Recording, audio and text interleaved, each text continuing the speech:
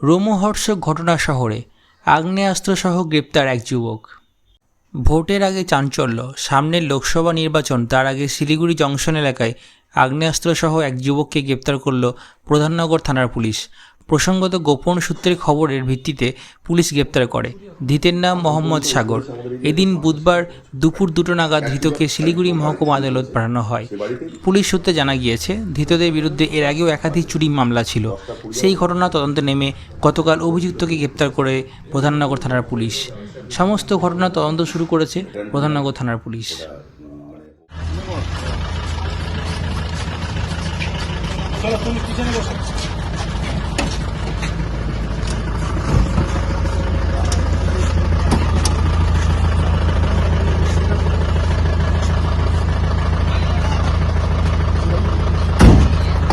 এই কাগজগুলো আমাকে দেখুন।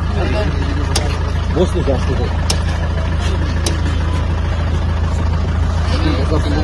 এই তুই এখানে বস। লেডিটাকে উঠাতে, লেডিটাকে ওকে ভিতরে না, তুই লেডিটাকে পিছনে নে।